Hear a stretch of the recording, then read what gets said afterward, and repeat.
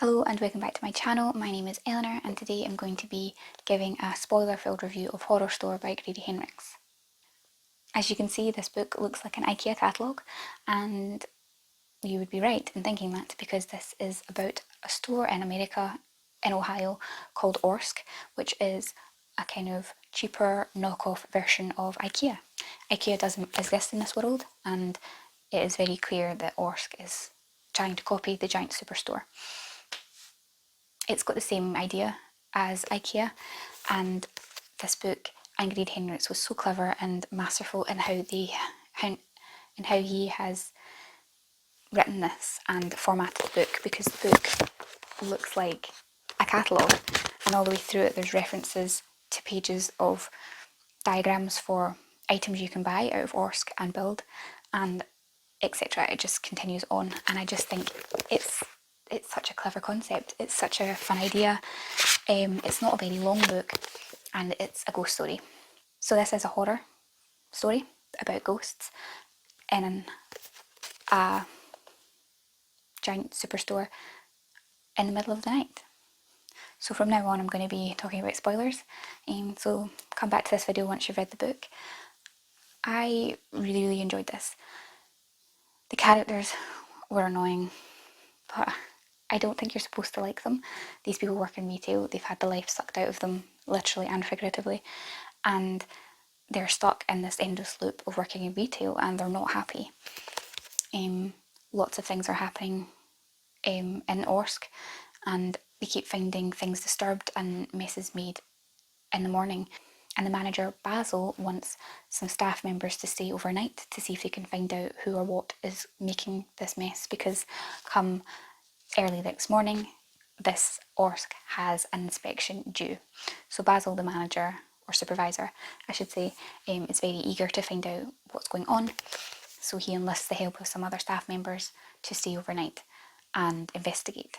Obviously lots of things ensue, and I think the thing I really liked about this book was just how kind of gradual the kind of atmosphere built. In the beginning you are just in this Orsk store and you feel the kind of closed-inness and the likeness to IKEA, and it builds like a sense of like oppression and being stuck and trapped, because the main character, the perspective you're reading from, Amy, feels trapped in this shop, and on that it builds. She's got such a sense of skepticism about the ghost or what they're going to find, and I think the atmosphere just builds and builds and builds, and obviously eventually you do find out what's going on, and the fact that it's built over a prison and all the things that go on. And I just think it was so well done. Like the creepiness just kind of creeps up on you, and I think the writing was really well done. It really made you feel like you were there.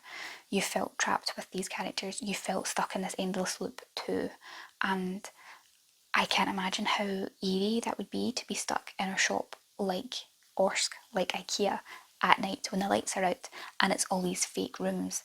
I can imagine that being really eerie and really like uncomfortable. Like all these wardrobes, they don't go anywhere, all these doors don't go anywhere. When you open the curtains, it's blank walls. And I think that really adds to the tone of the story, and I just think it's really well done. I read this and I just felt really unsettled. I think it was quite an obvious thing that this Orsk was built over an old penitentiary, an old prison, but I don't think that took away from the story. How else are you going to get all these ghosts and all these bad happenings in a place like this if you don't have it be on the place of a previous site of some horrors? So even if that did seem quite obvious to you, I don't think it detracts from the story. I think it really added to the horror of it, because it's bit by bit you find out who these people were, how bad the warden was of that prison, and the absolute horrors and torture these inmates suffered through. I think it's really gruesome and really disturbing. And then for these characters stuck in the store to then experience that too, and Amy to get trapped and to suffer that, and then to feel like, no, she's there, she's happy, she's in this pain, and this is what she needs, I think was like a really interesting and very disturbing way to, like, for your mind to kind of trick you. It maybe did feel like it was a little bit quick.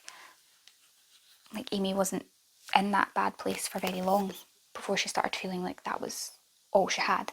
But I think it did give the impression that time kind of stopped overnight and they were stuck there for a lot longer than just 8 hours through the night.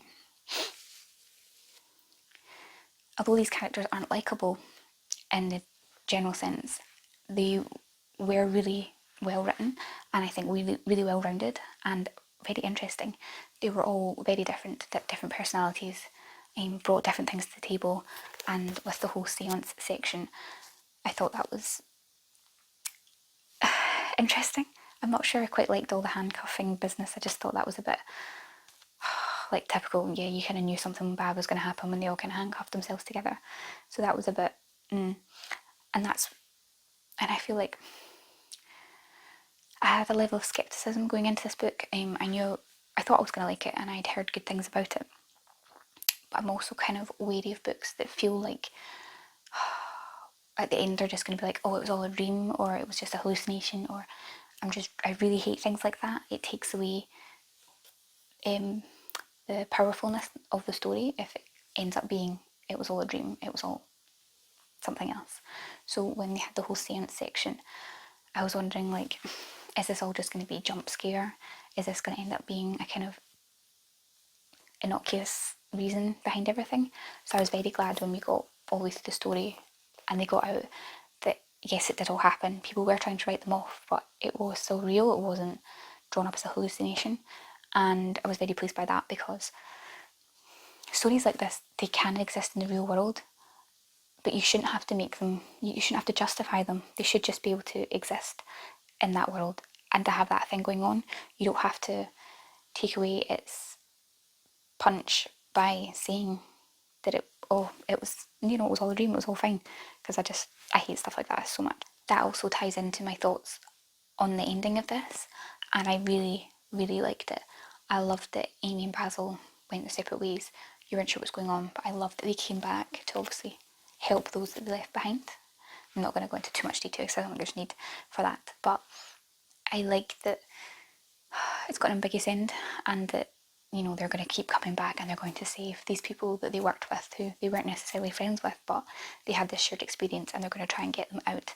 I appreciated that, and that the author kind of left it sort of open-ended but quite satisfying, because at that point you're still wondering, did this really happen? And no, it's confirmed there that by Basil going back in, that yes, it is still real. They experienced this thing, it is still happening. They can save these people, hopefully. And I just find that immensely satisfying, because, as I've said, I really hate it when they kind of writers write them off and change things like that. I feel like I'm all over the place here with this review. I didn't really plan my thoughts very well. A lot of the story is quite predictable, in a sense that it's quite stereotypical of a kind of ghost story, kind of haunting place. Like, there's lots of jump scares, there's lots of kind of moments in time where the light cuts out, or there's noise over there, or there's someone behind them. But because of the setting, it being in a kind of IKEA-like shop, Orsk, I don't think it detracts from the story, and I think it really, really adds to the atmosphere.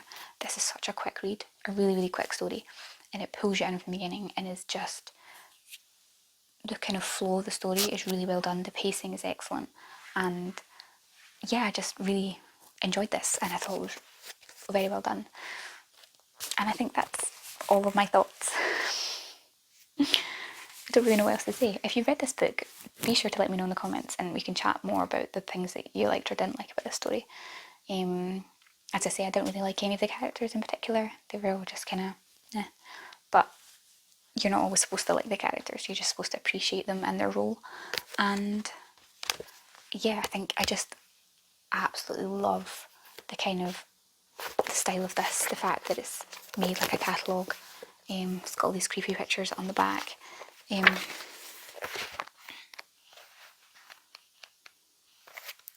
It's got pages like a catalogue. I just think the design element of this is so well done. It's so eye-catching and it works. This is my first Grady Hendrix book, so let me know which book of his that I should read next. I'd love to hear what you have to say, and yeah, hopefully you can make sense of all these rambling thoughts I had. They're kind of all over the place. But if you like this video, be sure to like it, leave a comment, and subscribe to my channel where I'm posting videos every week about books. So thank you.